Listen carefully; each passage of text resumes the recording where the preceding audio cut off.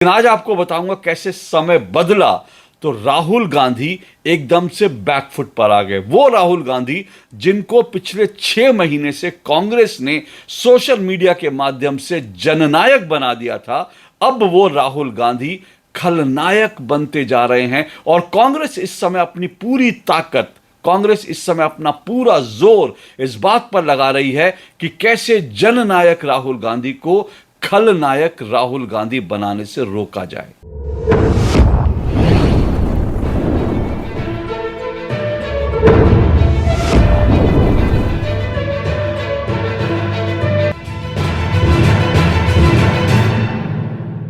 समय बड़ा बलवान होता है। मैंने कल जो वीडियो पोस्ट की थी, उस वीडियो की शुरुआत मैंने इसी कहावत के साथ की थी। ये वो कहावत है जो आप बचपन से सुनते आ रहे हैं, पढ़ते आ रहे हैं। इस कहावत का जो अर्थ है, जो भाव है, वो सब आप अच्छी तरह से जानते हैं, समझते हैं। लेकिन कल मैंने अपने वीडियो में आपको इस कहावत के जरिए ये बताने की, समझाने की कोशिश की थी कि कैसे वास्तव में जब समय बदलता है तो कैसे सब चीजें बदल जाती हैं। कैसे लोकसभा चुनाव के बाद जब प्रधानमंत्री नरेंद्र मोदी बैकफुट पर नजर आ रहे थे, वो लगभग चुप थे, शांत थे, खामोश थे, अचानक समय बदलते ही हरियाणा और जम्मू कश्मीर विधानसभा चुनाव के नतीजे आते ही समय बदला। और कैसे समय बदलते ही बीजेपी और प्रधानमंत्री नरेंद्र मोदी एक बार फिर से फ्रंट फुट पर आ गए और बीजेपी की तरफ से प्रधानमंत्री नरेंद्र मोदी अब जो है एक बार फिर से कांग्रेस पर, विपक्ष पर जोरदार हमले करने लगे। ये मैंने कल ही आपको बताया था। अब मैं आपको एक बार फिर ये कहावत इसलिए दोहरा रहा हूं, समय बड़ा बलवान होता है, क्योंकि कल मैंने आपको बताया था समय बदला तो कैसे नरेंद्र मोदी जो है आक्रामक रूप से जो है एक बार फिर से हमलावर हो गए। लेकिन आज आपको बताऊंगा कैसे समय बदला तो राहुल गांधी एकदम से बैकफुट पर आ गए। वो राहुल गांधी जिनको पिछले 6 महीने से कांग्रेस ने सोशल मीडिया के माध्यम से जननायक बना दिया था, अब वो राहुल गांधी खलनायक बनते जा रहे हैं। और कांग्रेस इस समय अपनी पूरी ताकत, कांग्रेस इस समय अपना पूरा जोर इस बात पर लगा रही है कि कैसे जननायक राहुल गांधी को खलनायक राहुल गांधी बनाने से रोका जाए। देखिए, 2 राज्यों में विधानसभा चुनाव हुए, जम्मू कश्मीर और हरियाणा।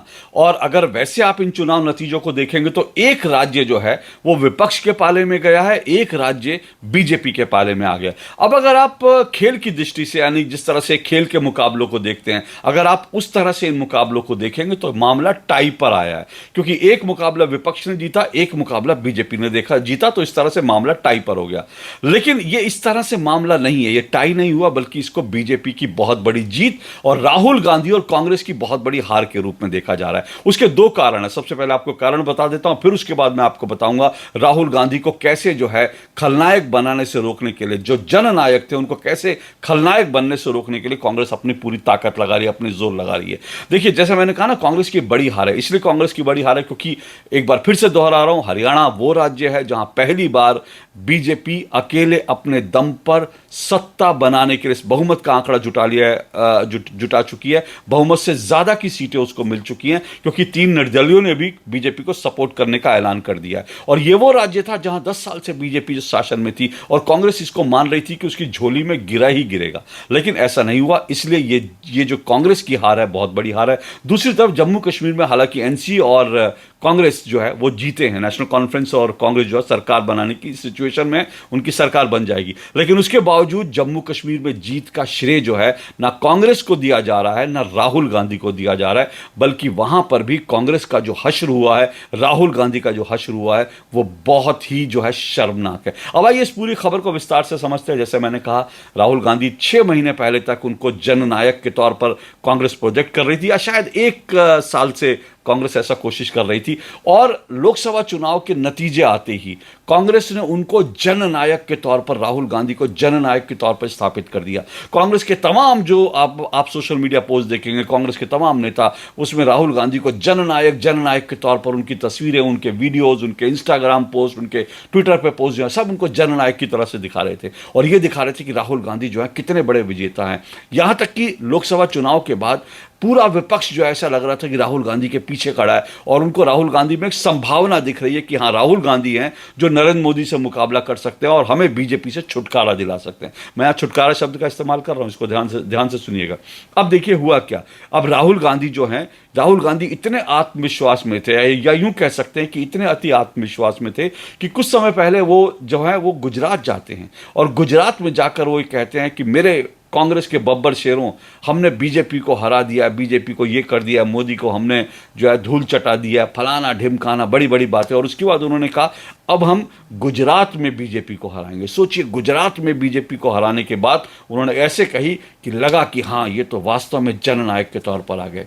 लेकिन हुआ क्या और असलियत क्या है, ये दोनों चीजें समझिए। हुआ ये कि हरियाणा चुनाव कांग्रेस बुरी तरह से हार गई और जम्मू कश्मीर में भी कांग्रेस को पलीता लग गया। और अब असलियत आपको बता देता हूं, असलियत क्या है। असलियत यह है कि राहुल गांधी ने जब से कांग्रेस की पूरी बागडोर संभाली है, जब से कांग्रेस के वो फैसले ले रहे हैं, तब से लेकर अब तक जो है कांग्रेस 72 चुनाव हार चुकी है, 72। ये असलियत है जननायक की कि अब तक 72 चुनाव कांग्रेस हार चुकी है राहुल गांधी के किसी न किसी डायरेक्ट या इनडायरेक्ट रूप से राहुल गांधी के नेतृत्व में।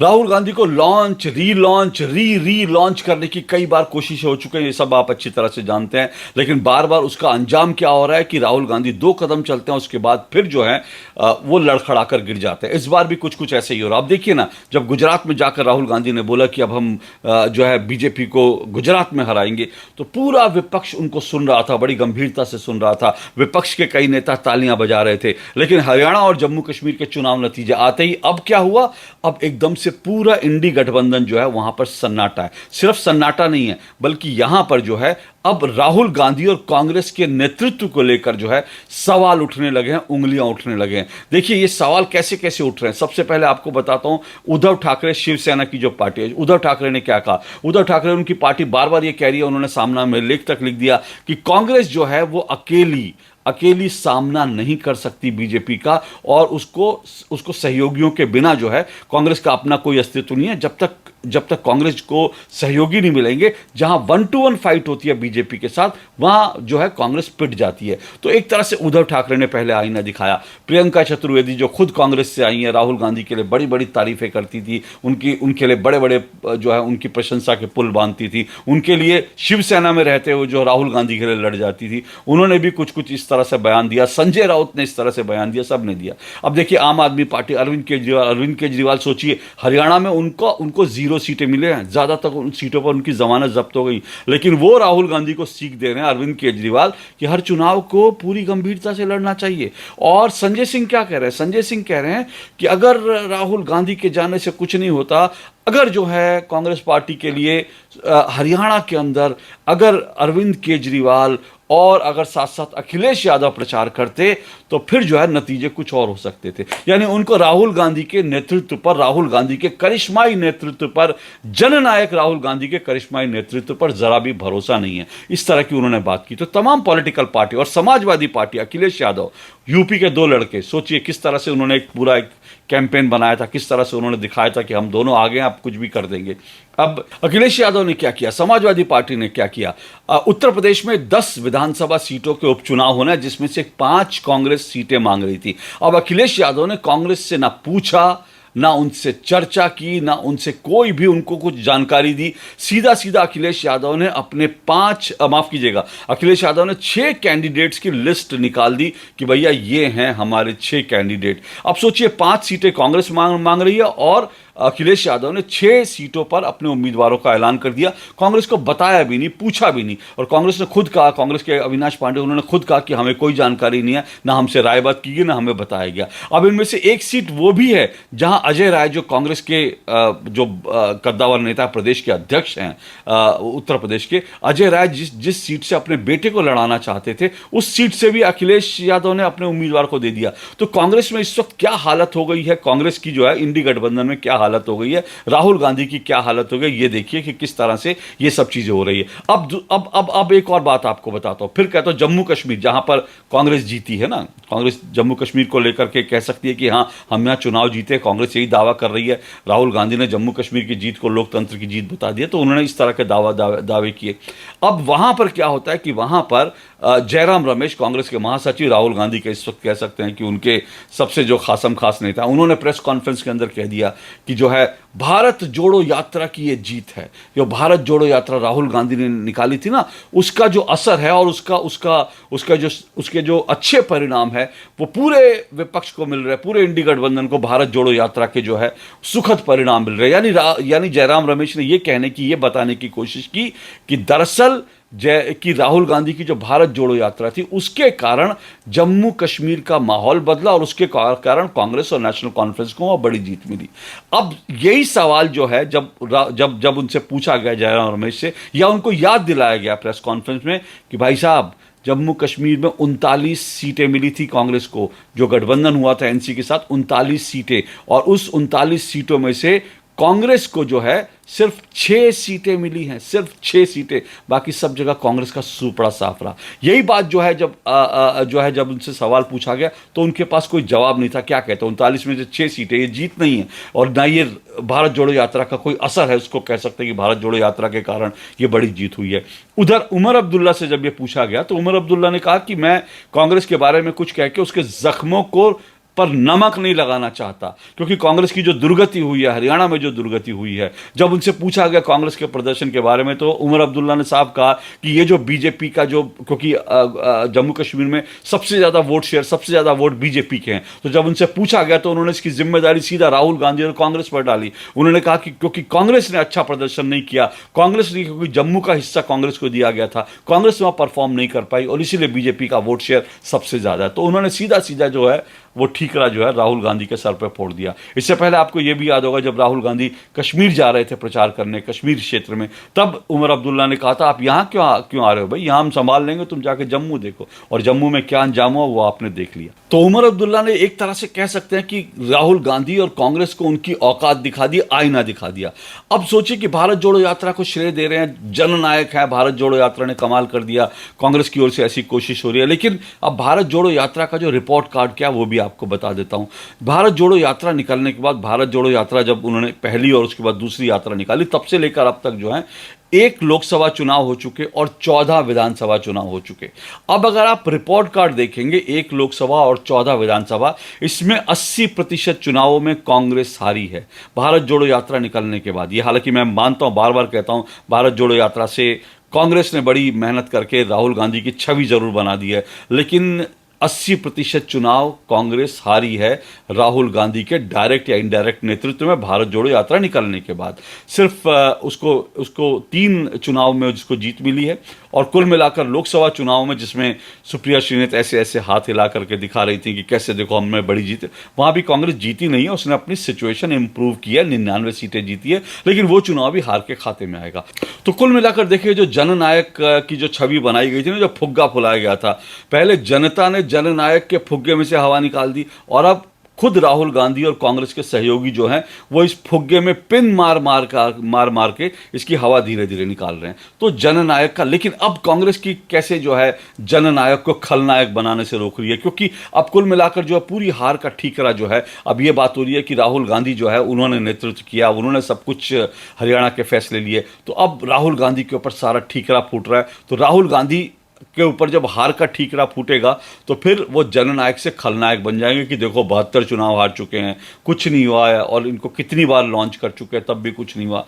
तो अब कांग्रेस के ने पूरा जो कांग्रेस का कुनबा है वो इस जुगाड़ में लगा है कि कैसे जननायक को खलनायक बनने से रोका जाए। अब इसके लिए कांग्रेस क्या कर रही है? कांग्रेस ने पहला काम क्या किया? कांग्रेस ने पहला काम यह किया कि कांग्रेस ने सबसे पहले एक बार फिर से चुनाव आयोग को लेकर सवाल उठा दिया, ईवीएम को लेकर सवाल उठा दिया कि 90% ईवीएम की जो ईवीएम मशीनें 90% तक चार्ज थी उसमें गड़बड़ हुई है, ये हुआ है, वो हुआ है। और उसके बाद कांग्रेस को इतना बड़ा ड्रामा करना पड़ा कि उसने बाकायदा अपने कई जिलों से, जो है हरियाणा के कई जिलों से उसने जो है रिपोर्ट मंगाई और रिपोर्ट लेकर कांग्रेस के नेताओं को जो है वो जाना पड़ा चुनाव आयोग के दफ्तर में, उन्होंने शिकायत। अब इसका कुछ होगा नहीं, और कांग्रेस का इकोसिस्टम भले ही कितनी कोशिश कर ले, लेकिन आपको मैं बता दूं करीब करीब 130 से ज़्यादा बार ईवीएम को लेकर अदालतों में पूरा विपक्ष जो है जा चुका है, 130 से ज़्यादा बार। और आखिरी फैसला जब सुप्रीम कोर्ट ने सुनाया था, सुप्रीम कोर्ट ने कहा कि इतनी बार आप लोग ईवीएम को लेकर आते हैं, लेकिन एक बार भी आपके पास सबूत नहीं होता, आपके पास कोई आधार नहीं होता, और बार बार ले आते हैं, टाइम वेस्ट करना होता है एक तरह से। तो अब एक बार फिर से ये लोग ये पूरा का पूरा जो है ईवीएम की कहानी लेकर आए, इसमें से भी कुछ नहीं निकलेगा, यकीन मानिए। लेकिन ये हो क्यों रहा है? ये हो इसलिए रहा है ताकि ईवीएम के सर पर, ईवीएम के माथे जो है फोड़ दिया जाए कि हाँ देखो जी, ईवीएम की वजह से कांग्रेस हार गई, वरना राहुल गांधी तो जननायक। अब सोचिए, वही ईवीएम जम्मू कश्मीर में सही होती है, जम्मू कश्मीर में लोकतंत्र की जीत और हरियाणा में तंत्र की जीत। ये कौन सा कांग्रेस का डबल चेहरा आप समझ सकते हैं? तो फिर कह रहा हूं कि दरअसल जननायक को खलनायक बनने से रोकने के लिए ठीकरा ईवीएम के सर पे फोड़ना है। अब जब ईवीएम के सर पर ठीकरा नहीं फूटेगा, क्योंकि इसको लेकर के चुनाव आयोग जो है स्पष्ट रूप से जवाब दे देगा, और उसके बाद जो है लोग भी भूल जाएंगे, तो फिर ये बात होगी कि ईवीएम तो कुछ था ही नहीं, ईवीएम की वजह से तो कोई हार हुई नहीं। तो फिर हार के कारण कौन? हार के कारण राहुल गांधी। नेतृत्व तो वो कर रहे थे, उनको सारे फैसले वो ले रहे थे।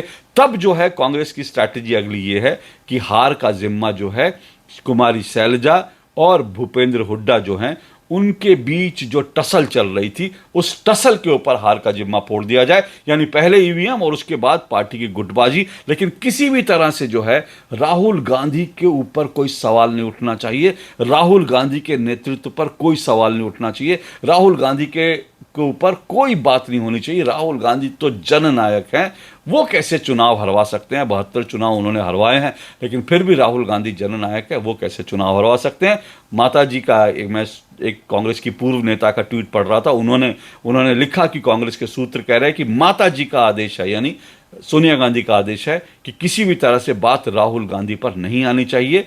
कुछ भी करो और कहीं पर भी इसका ठीकरा फोड़ो हार का, लेकिन राहुल गांधी के सर पर कुछ नहीं आना चाहिए। और इसीलिए ईवीएम की कहानी तैयार कर ली गई है, और ईवीएम की कहानी जब फ्लॉप हो जाएगी, जब उसमें से कुछ नहीं निकलेगा, तो थोड़े दिन बाद हुड्डा और साथ साथ जो है कुमारी शैलजा के ऊपर, उनकी गुटबाजी के ऊपर जिम्मा फोड़ दिया जाएगा। और हो सकता है कि एक आध बलि ले ली जाए। बलि किसकी? यानी हो सकता है हुड्डा जी की बलि ले ली जाए कि भैया तुम्हारी वजह से, जैसे कमलनाथ की ले ली गई मध्य प्रदेश में, वैसी हुड्डा जी की यहाँ ले ली जाएगी। लेकिन राहुल बाबा के ऊपर कोई आंच नहीं आनी चाहिए। कांग्रेसी पूरी ताकत से लगे हुए हैं कि किसी भी तरह से ये जननायक खलनायक ना बने। लेकिन क्या वास्तव में राहुल गांधी इस वक्त जननायक हैं? क्या इन चुनावों ने राहुल गांधी की जननायक की छवि को जो है ध्वस्त नहीं कर दिया है? ये सारे सवाल आपके सामने हैं, और वक्त तो जवाब देगा ही इसका अगले कुछ समय में, लेकिन आप भी इसका जवाब दीजिएगा। मैं आपके जो उत्तर हैं उनको जानने की, समझने की, पढ़ने की कोशिश करूंगा। आप अपने कमेंट्स में आप इसका जवाब ज़रूर दीजिएगा। आज के लिए इतना ही। नमस्कार।